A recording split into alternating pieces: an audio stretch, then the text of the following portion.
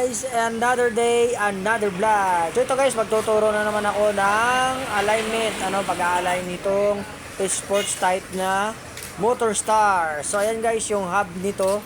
Ayan, hindi ko alam kung anong tawag sa hub na to, pero kayo nang bahala dyan guys. Comment nyo na lang sa comment section kung alam nyo kung anong tawag sa anong klaseng hub yan, Yan, basta sa sports type na motor yan. Ganyan, yung para siyang flower ba yan, hindi ko alam. Ayan, ang pag-uusapan natin dito ay ang sukat nitong spoke. So, ang rim nito 18 by 2.15.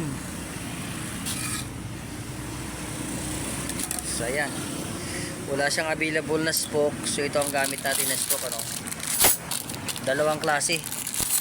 Dalawang klaseng spoke. 8 by 170 saka 8 by 184. So yan, since na naka pa to, baloktot, di naman to pwede ilagay dito. So ang gagawin nito, straight pa to. So ayan guys, para hindi na magtagal yung ating video, para mabilis tayo matapos, para di kayo mainip. Ayan, diniritso ko na, kinat ko na, hindi ko na pinakita kung paano ko itinuwid yung spoke.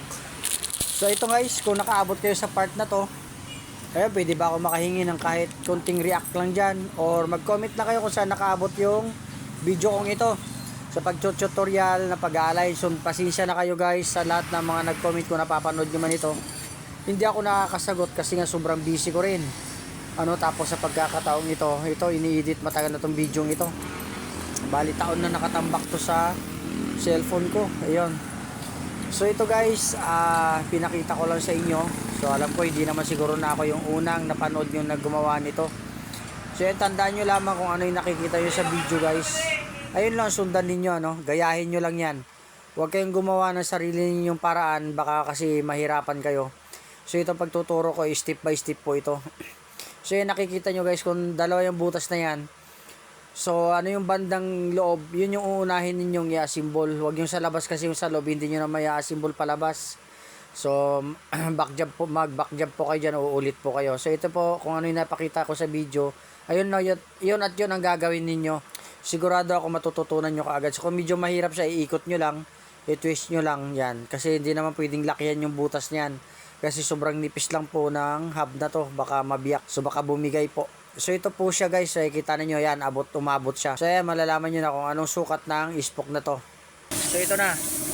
Ito dito sa sprocket na side 170 ito, 170. Tapos yung counter niya is 170 rin. 170 rin to. Dito sa may side naman na disc plate niya, disc plate is 184. 184 yan.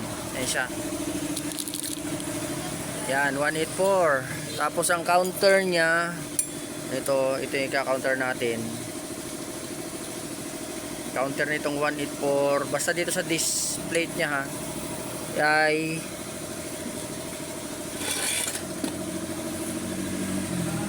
170. Yan yung counter. So ayan. Yan lang guys. Baka na yung sunod, babuo natin to. Yan guys, pansin nyo guys, medyo distansya niya, ayan, diba? Tapos dito sa kabila, pasok. Ayan, pasok to. Ayan, ayan, diretso yan, Pero yung pangalawang spoke, ayan, halos hindi nyo makita, Ayan, ayan. Halos tapat siya. Ayan, tapat siya. Tapat siya mismo, Ayan, tapos sa kabila, kitang-kita. Ayan, kitang-kita yung yung unang inasimbol natin na spoke. Ibig lang sabihin niya, mas lamang dito ang rim. Mas malapit siya dito sa kasi mas mahaba yung ihi dito. Meron siya kasing meron ito. Yan. Yan, meron yan. So, iban sa meron to, ito, may meron pa yun. Yan, kaya dapat mas pabor para gitnang-gitna.